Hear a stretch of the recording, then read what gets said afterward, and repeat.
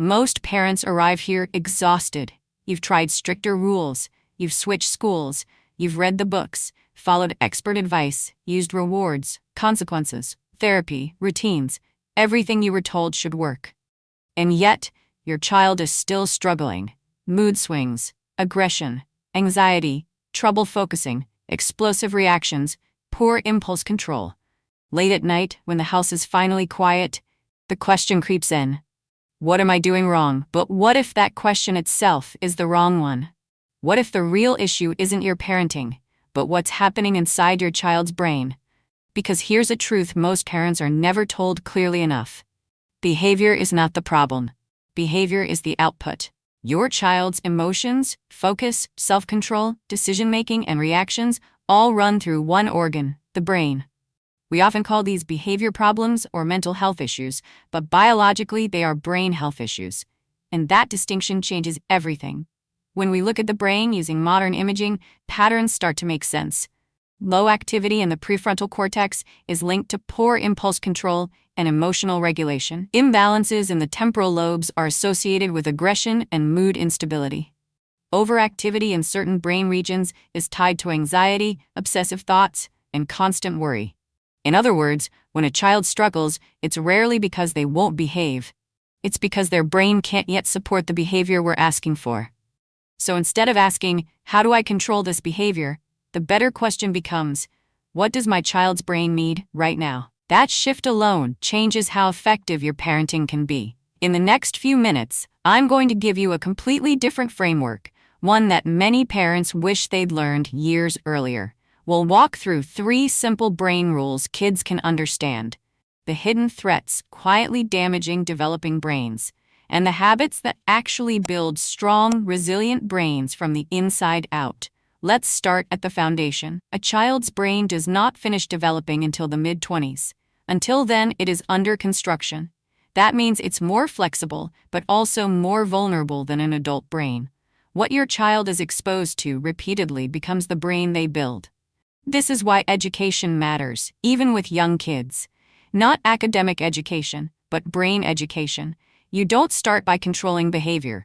You start by helping your child understand their brain in a way that empowers them. There are 3 simple rules even young children can grasp. The first is this: love your brain. Your brain makes you you. It controls your personality, your memories, your imagination, your friendships, your dreams. When children learn to value their brain, they become more motivated to protect it.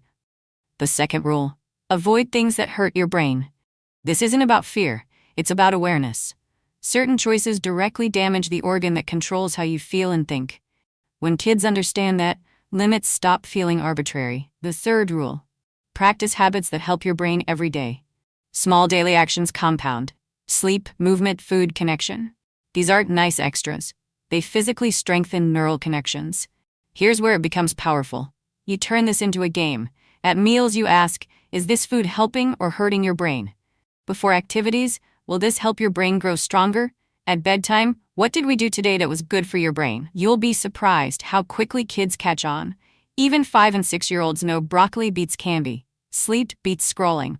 Playing outside beats hours on a screen. When children understand why, they stop fighting rules and start partnering with you. They're no longer rebels resisting control. They're teammates protecting something valuable.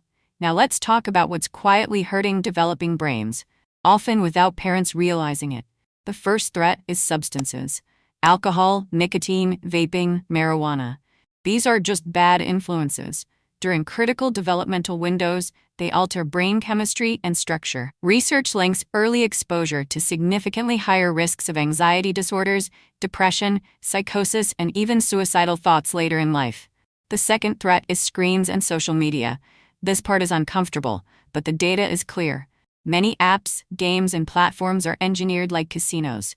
Variable rewards, infinite scroll, dopamine spikes. It's not an accident that kids struggle to put devices down. Children who spend more than 3 hours a day on social media show roughly double the risk of anxiety and depression. The brain you expose is the brain you build. Now, instead of focusing only on what harms, let's shift to what actually helps, because this is where parents get their power back. The first strategy is nutrition. Your child's brain is about 60% fat and requires constant fuel. What they eat directly affects mood, focus, and emotional stability. High-protein foods like eggs, fish, chicken, and Greek yogurt support neurotransmitter production. Healthy fats from avocados, olive oil, nuts, and salmon help build brain cell membranes. Ultra-processed foods, excessive sugar, and artificial additives do the opposite. They inflame the brain and destabilize blood sugar, which shows up as irritability, crashes, and poor concentration. The second strategy is movement. Exercise isn't just good for the body, it's brain medicine. Physical activity increases blood flow to the brain, supports new brain cell growth, and releases chemicals that improve mood and reduce anxiety. Coordination-based activities are especially powerful.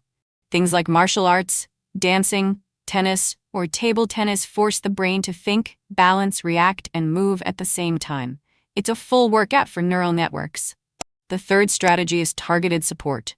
Supplements aren't magic, but they can help fill gaps. Omega-3s support brain cell structure, probiotics strengthen the gut-brain connection, which plays a major role in emotional health. Think of supplements as insurance, not replacements for good habits. The fourth strategy is digital boundaries. This is where parenting courage matters most. Delaying phones and social media protects the developing brain. When access is given, supervision matters. Parental controls are not punishment, they're protection. And remember this: boredom is not dangerous. Boredom is where creativity forms.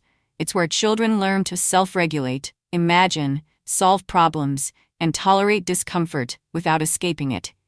When a child is constantly stimulated, the brain never learns to generate its own balance. So here's the shift that changes everything. When your child struggles, stop asking what's wrong with them, or what did I do wrong? Instead ask, what does their brain need right now? More sleep? Less stimulation? More movement? More connection? Less punishment and more regulation? This isn't permissive parenting, it's strategic parenting. Strong kids are not raised by stricter control. They're raised by healthier brains. When you protect the brain, nourish the brain, and support the brain, behavior improves naturally. Mood stabilizes, focus increases, decision-making strengthens. This is brain-first parenting. And when you build the brain first, everything else, discipline, learning, confidence, resilience, has something solid to stand on. You're not failing. You've just been trying to fix the output instead of supporting the system. And once you see that clearly, everything changes. If you're still watching right now, it means you truly care about your child's emotions, behavior, and future. And that alone is already the most important first step in the journey of parenting. On this channel, I don't teach you how to raise your child better than others, and I don't chase trendy methods or the pressure to be perfect.